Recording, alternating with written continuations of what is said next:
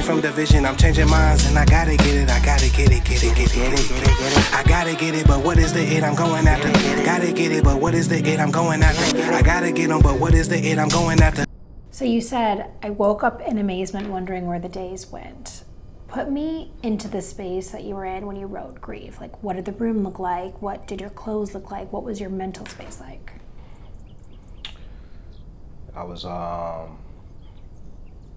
confused, but also in a place of like complete realization, right? So it's just kind of like the first time you realize that you're in the matrix, right? So I'm just, when I say I woke up in amazement, wondering where the days went, I'm pretty much amazed at the time wasted chasing after this idea of who I am, or like even who I'm supposed to be, I guess, you know. The room, I don't even remember. I don't remember much. I remember I was in a basement in Indiana, but how the room felt or what it looked like in that moment, I was completely zoned out, you know. I think I was living more so in my thought, as I know every creative wants to say how much they live in their head, but I was really living in my head in that moment of just writing that and just, you know, like waking up in a sense. If I could look in your head, what does it look like? Like colors or shapes? Like, what does it look like? Black. Squares. Because everything has to have like a point to it, a reasoning behind it. Nothing is continuous with me. So like to have circles or ovals, that's like something continuous, and I feel like I'm very start and stop type of person, you know. Everything has to have a period after it, or an exclamation mark, or it has to have some stopping point, you know. So, and the black just comes from a sense of being lost, a sense of being proud, a sense of curiosity, like, you know, I'm fascinated with like not knowing things, you know. Something like that, you know, like I love imperfect moments, you know, like getting a phone call in the middle. You know, everything is like, oh, we have to make it so, you know, put your phones on vibrate and do all these things, you know, everyone quiet on set, right? And it's just like, that's not real life, you know? Control. Yeah, we get calls, you know, our dogs make noise, or birds don't stop. Life doesn't stop just because we're putting on a show. And so, you know, I love the unknown. And it's funny, a lot of things I've been saying lately will just happen. Like as I began to talk about the unknown, like your iPad just rings out of nowhere. You know, I love that about the color black. You know, it's like, what is the color black? People say that it's not even a color. It's The absence of color. yeah, you know, and so yeah, that's just what it looks like. It's just very dark, not depressing though. I'm not depressed by any means. I'm just like, I'm not satisfied, but I think the thing that keeps me from being depressed is like that I'm curious, you know, which I guess could make me optimistic. So let me ask you about this. So you have a line. It says, reconnecting my recollections of past obsessions. I'm redirecting my imperfections of adolescence. Do you like harbor any sort of guilt about your imperfections or the mistakes you made as a child? Yeah, it makes you feel undeserving, you know. It makes you feel undeserving of like anything good that happens. Like when people tell me how much they love me, I kind of get like you're out of your mind. Like, because you don't know who I was before. But do your mistakes make you unlovable? Do you not deserve love? It's funny because if I was speaking to someone else, I would tell them that they aren't defined by their mistakes. But when I talk to myself, I am defined by them, you know, because in a sense it made me this person that people say that they love or can come to. But I'm just like I definitely feel undeserving of any type of love, any type of praise, any of it. Like yeah. But do you see that you're young? Like when you make mistakes in your youth, are you not allowed to grow from that and to be proud of your growth? Yeah, of course. It's like, yeah, like we're allowed to grow. But I don't like, when I make a mistake, I don't like to give an excuse to my mistake. So it's like, even if I was 13, I knew I was doing wrong, you know? So it's like. But how could you know so young? There's so much you've learned about the world that you didn't know then. There's like a feeling, you know? Like, there's a feeling you always get when you're doing something like that isn't, I guess, who you really are. And maybe that's the thing. I feel like a long time I was living in this space of like, man, I'm doing things outside of who I really am, you know, because I'm trying to adapt. Maybe I feel like I'm trying to adapt to my environment, or maybe I feel like I'm trying to adapt to a group of friends or family members or whatever the case. But like, it's hard for me to forgive myself knowing that I was doing wrong, you know? It's like, Knowing that you knew at the time. It's like I knew I was doing things, and it's like sometimes that follows me into the now. So when I say I have obsessions with my adolescence, it's like sometimes I'm obsessed with still living that way, you know? Even if I don't act on the obsession, it's like I can feel it brewing, you know, I just want to live recklessly. But the mistake that you made at 13 or 15 or 18 or even 25, would you make that mistake now? I would like to say no, but who knows, you know? Who knows how I might wake up one day and just have a complete switch, you know? And that's like, that goes back to the black in my mind. It's like, I don't know what I'll be. I know what I would like to be. I know who I would like to be, what I would like to do, but it's like, am I gonna do it? Will I just one day just break and just, you know, live by an adolescent mind? Or Do you think that your mistakes are inevitable, or do you think that you have agency to not choose that? Do you trust that you won't choose the mistake? I do trust that I won't, but it's like, how many times have we trusted something and it's like, does trust matter, you know? Because things just change, circumstances change, like, you know, we can trust whatever we want, even ourselves, and sometimes, you know, something as simple as, man, I trust myself to go to the gym tomorrow, and then we wake up like, nah, but the day before you were intent on it, you were focused on it, you were intentional about it, and then you wake up the next day with a completely different mind, you know. And I know that's small compared to like extreme things, but it's just an example of how things can just switch, you know. So I want to move to the next line. You say, I'm making less than my better half. I can't equal up to the better message. What do you think of, what is equality in a partnership? And do we put too much pressure on that? Can you accept help or support?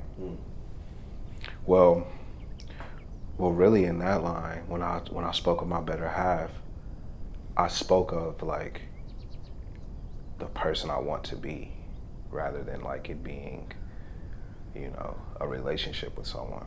It's a relationship with yourself. Yeah, it's that relationship with yourself, and it's like we all have these ideas of like what a good person is, and most of us try to live according to that, but it's like sometimes you just don't, and I'm having trouble trying to equal up to that, or equal up to the better message, and that better message is like the advice you give people. Like when someone comes to you for advice, you have the greatest TED talk of your life, but when it comes to giving it to yourself, it's like, are you equaling up to this message that you're spewing out? It's like, probably not. Well, me, sometimes I feel like I'm not, but then other people are telling me like, no, you like, man, you're inspiring, or you've helped me through, and I'm just like, man, like I don't know, because I don't even know if I'm living up to this advice. Do you think those people are lying? No, and that's what it's like a mind fuck to me, because I can tell that they do feel this way. I can see it in their eyes. I can hear the sincerity in their voice. But I'm more so just questioning, like, why can't you help yourself? Why do you live in this space of like of grief, I guess, or depression? Not that I'm not depressed, but I'm like, I sit right next to it. It's like I'm sitting next to depression. I'm sitting next to grief, and I'm just observing it. And when happy comes and sits next to me, it's like, I'm not really interested in you. I just want to stare at the darkness. Yeah, I just want to stare at this. Yeah, the square box of black. Yeah, exactly. I want to understand that. I don't think it takes much to understand beauty. It's like you see something beautiful, it's like it's like an instant thing. But when you're dealing with depression, like that's why I don't hear about like, oh, the 5 stages of happiness, but you hear about the 5 stages of grief, because that's something that you have to analyze. And so I'm more intrigued by that, You say, I talk about pain and struggle, that's why happiness is missing. Do you feel like you aren't able to speak about happiness? Do you feel like happiness is a luxury? Do you deserve happiness?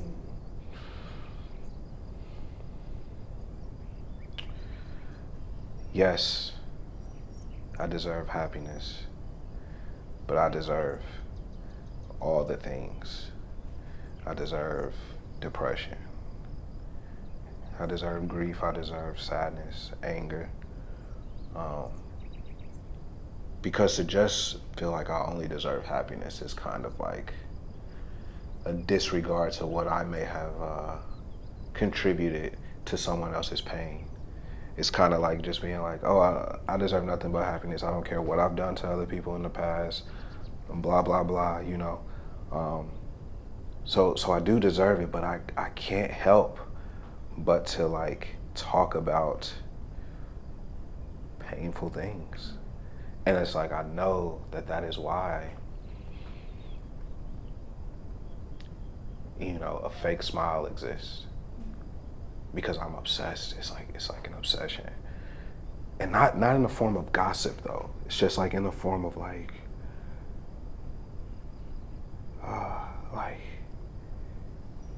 I don't know, it's in my music anyway. It's like I can't speak about happy things. Everything has to be dark because that's how I feel, Is there a freedom though in being able to talk about the sadness? Like there's such a stigma around talking about depression, even saying the word, and you seem very comfortable talking about that pain, being honest about it. Is that freeing in a way? Does it help heal?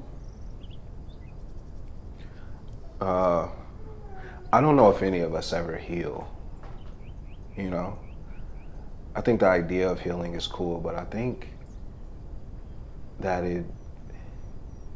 it kind of just allows you to just understand. Like if you lose a loved one, someone that very close to you dies, you don't heal from it. You're not over it ever. But with time, you like understand the grief. You understand why you feel the way that you feel. So I feel like in talking about it, I just understand why I feel these ways more than feeling like I've healed from it. Right. You know, I don't think nobody ever heals because you'll always have residue of something. If there's a man or woman that's been cheated on in every relationship, and they get into a new relationship with someone who isn't a cheater, but let's say that person is like on their phone and it looks like they're being like sneaky. Even if they're not trying, they just probably got their phone closer to them than normal. You'll feel like, oh, what do you got on your phone? It follows you. Yeah, so I don't think no one heals. I just think it's like something that the world tells you will happen so that you can feel better about the truth. The truth is that we will never heal. But can people change? Yeah, which is what's scary, because today I'm a good guy. Tomorrow I can wake up and just be like. But why is your view so pessimistic? Why? It seems like you believe that people can change for the worse. They can, live a good life and all of a sudden make a bad decision again. What about the opposite? Making mistakes in your youth and then as an adult learning from them, moving forward, being able to change for the better. I do believe that. I do believe that you can also change for the better. But again, that's just not the part that interests me the most. So I'm interested on sometimes I'll be walking down the street. Let's say I'm at Burbank Town Center, and I'll be walking past people and I'm like, man, what would it feel like if I just punched this guy in the face? Or just slapped this person, or it's like, what would that feel like? I know what it would feel like if I went up to this person and just gave them a hug and told them how much they mattered. They'd probably be happy or cry and say that they needed to hear that and all these things. But with the other thing, it's like there's so much. If I punch somebody, they can either react violently, they can be scared, there's just much more in that. And so I just tend to think about, I'm just drawn to the darkness of life. Because I feel like it's casted away too. People just try to forget about the dark. It's like forgetting about the people that are living in the ghettos. It's like, let's just throw these people away and let's just cast them out and not focus on that. Tupac talked about how, people will take their pain and they'll make their movies from people in the struggle and all that thing. But once the movie comes out and it does what it does in the box office, and then it's just a celebration of things. And so I'm just drawn to the dark because it's just I just love the castaways. I love the things that people, shy away from, I guess. There's complexity in the darkness. Yeah. There's nuance in the darkness. Like you were saying, happiness or joy is easy to understand. But understanding someone's pain takes a lot more time and care in unpacking it. And it seems like you're attracted to that complexity. Courage. It takes courage. It takes courage to sit with someone when they're going through. It's easy to be around someone when they're happy, when they're up, when they're winning, whatever this idea of winning that we have. It's easy, but it's difficult to be around someone who's constantly sad or whatever. But I find joy in being with those people because I know I'm not being lied to or whatever they tell me. Do you think that when people share their joy, they're lying? Do you think it's real? Yeah, but I also think it's validate me, validate me when I tell you this good news. You need to tell me that it's also good news. Because what if you walk into a room and you like, oh my God, man, I just got $1 million. What if nobody else reacts with that same excitement? You know what you're gonna feel like? Oh, they're just haters, or they just wish they could beat me, or like, why aren't people happy for me? You'll like feel all these things, and it's like, are you really happy for real then? Or do you need someone else to like be at this same frequency as you for you to like feel this happiness that you're telling me you already feel? You know? So I'm like, maybe it is fake, you know? Maybe there's an expectation that comes it's like there's an expectation that comes with happiness. You're expecting everyone else to be happy. Yeah. And we love to be like, oh, you're not on the same frequency as me, or you're not on the, and it's just like shut up. Yeah. But when someone comes to you and they're down, they say that they lost $1 million.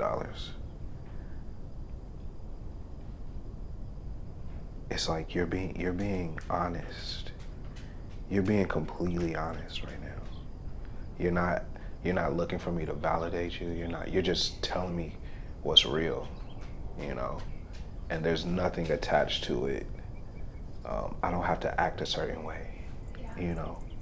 When you're around people that, do you feel when you're around people that are really happy, joyful, celebratory, that you're expected to also mirror that emotion? Yeah.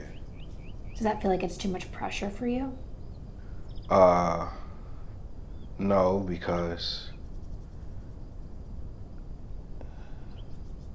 I love people very deeply, but I don't really care about people's opinions in the sense of I won't like overextend myself because I feel like I'm supposed to, you know? The people that I love, I know that they know deep down I love them deeply and I would do anything for them. Now, am I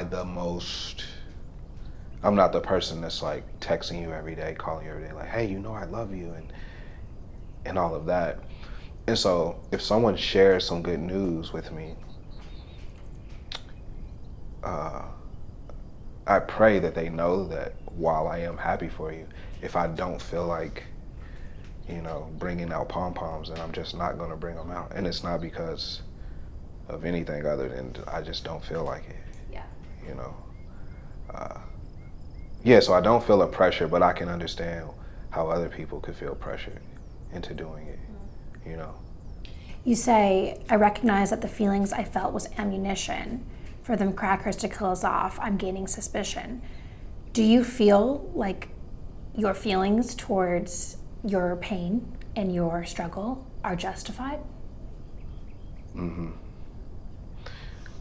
But I feel like a lot of times they were misplaced, you know? So when I say, when I use terms like, the feelings I felt was ammunition for these crackers to kill us off. Yeah, I know that historically that has been the mission, you know, for people who are Caucasian to make black people just feel inferior or just make their lives hard. But I know that I can't, in 2024 and beyond, I can't just carry that as if that's everyone, you know? But then again, it's like, but am I going to, just because it's not everyone, am I still gonna shy away from the truth of that still exists? And it's like, no, I'm not. Because if I take that same line and I replace cracker with nigga, people will just bob their head to it like, yeah, man, niggas do be hating. But as soon as you say a cracker is hating, it's like, oh my God, like, how could you say that? We're not all like that. And it's like, neither are niggas. But it's cool when we say, you know, kill a nigga and fuck these niggas and blah, blah, blah. But if I say kill a cracker, then it's like, oh, what do you mean kill a cracker? Are you racist? It's like, no, but why is it okay to kill a nigga? Why is it okay to kill myself? Do you think it's even possible to be racist to a white person? By definition, the original definition of racism, no, because it meant to be able to have power to oppress. Black people don't have power to oppress anyone. Now, we could be prejudiced and things of that nature, and I know the word has changed to fit, you know, a white person's narrative now. It's like, oh, you're racist if you don't like me because I'm white. But it's like, that's not what it, you know, by definition, when it first came out, a black person can't be racist because we have no power. We don't even know our power. But I can see now how people would say, no, you sound silly, or whatever the case. But those are the people who normally haven't taken the time to see where the word came from. Understand. Yeah, they didn't take the time to understand it for real. They're just like, they usually feel a sense of guilt, or they just want to be combative. But it's like, no, like, look where the word originally came from. No black person has the power to walk into any establishment and oppress white people. You know, no other group of people have the power to do that, you know, except for one. But I do understand the ignorance also in feeling like the white man is out to get me, you know, because some of the most hurtful things in this world that's happened to me have been done by myself. There was no white man in sight. And for the longest time, I disguised myself as that white man that was doing it to me. Like, well, I'm only this way because, and it's like, there's not really this white man. It's like, yeah, as soon as Jackson wakes up, I'm targeting him. I'm just gonna make him have the worst day ever. But where did you learn that from? Like, where did you learn to think, oh, you know, I'm gonna do this today and like the white man's coming to get me? Like, or like there's certain things that you said, like, you are responsible for doing those, but where does the inclination to do that stem from? I think it's definitely circumstance, you know, but it's like say if you grow up in the projects, that doesn't mean that you have to be somebody that's like out here robbing, killing. You don't have to be that way. Like, the projects doesn't have to be a dirty place. It's just that the people that's residing in those areas, they don't understand their power. They don't understand the power in community. It's like, what if we all just be like, hey, this Saturday as a community, we're gonna clean up where we live. We're gonna cut the grass. We're gonna rebuild the playground.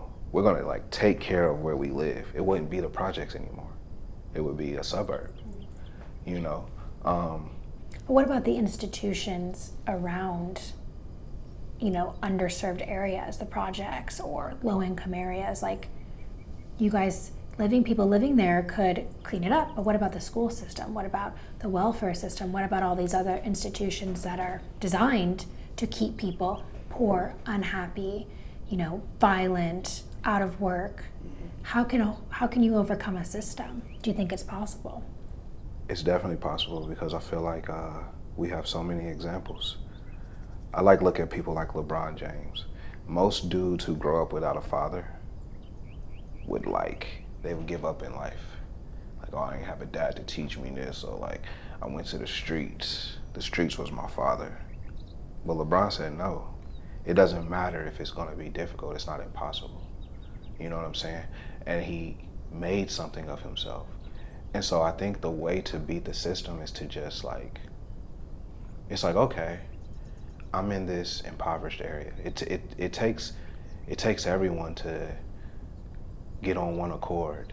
So those teachers in these public school systems, they have to simply care more.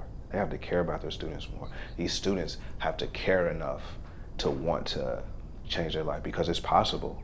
It's just hard it's hard as hell. But like, we'll look at something being hard and just being like, oh, that means that it's impossible to do. It's like, no, it's just gonna take you a bit longer, or you're not gonna get the same privileges as these other people. And then we have to sacrifice. We gotta be like, I'm not gonna depend on food stamps.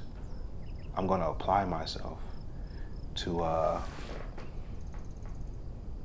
make money or to you know, I'm not gonna use the system, rely on the system, and then complain about the system. And you know, it's all these things, you know, like there's a way to get out of anything, but again, it's just easier to not.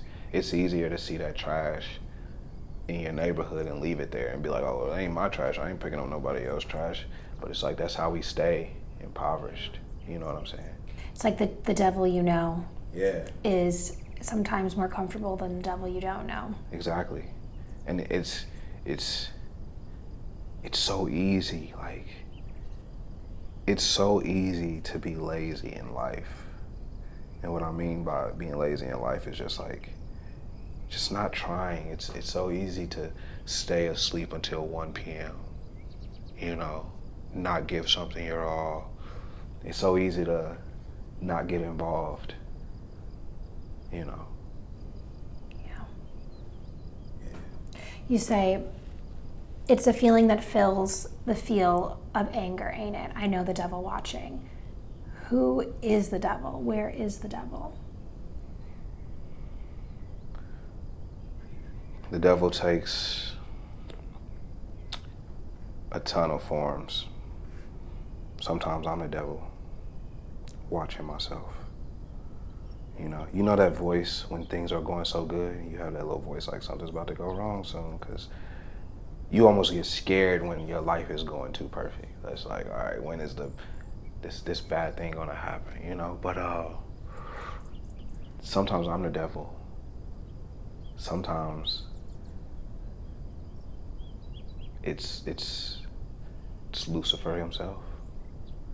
But I don't believe the devil can like harm us. I believe he can just manipulate situations, which is why sometimes I'm the devil. Sometimes he could just manipulate a situation to make me, you know, have a self-inflicted pain, you know. Not like physically, but mentally I'll like, you know, harm myself. And it all goes back to this feeling like I could be like, man, I don't deserve this. And the devil will take that second. He only needs a second of your time. As soon as you give him that second of your time, he's like, yeah, you don't really deserve this, man. Because like, that person ain't got it, and they actually live a better life than you. And then you're just like, damn, I don't deserve this. I'm not worthy. I'm not deserving of whatever it is, you know. So sometimes it's just me watching myself. I'm the devil, you know. Because no one else can harm me. I haven't met anyone that can harm me, you know. And that comes from not really being invested in opinions, you know. Of course, you're happy when people are proud of you. But, yeah, I don't have any devils in the form of people. It's either just the devil himself or me. Mm. So what are you grieving? What do you grieve?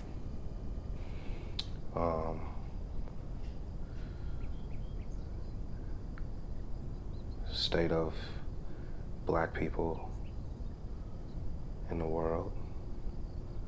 There's this popular thing on Twitter right now with black Americans versus, with African Americans versus Africans. And it's heartbreaking, like, to see that, you know, or to see the black people who are just victims of politics or victims of ideas of who they should be, you know, even men. Like, when I see men who can't be around a pretty woman without like over-sexualizing her, because they feel like, oh, like this is what niggas do, you know, we fuck bitches and we get bitches, and all the things. I grieve over that. I grieve over time I wasted chasing an idea of who a man was. I grieve over what's to come, or what may not come. And yeah. Do you grieve over your childhood?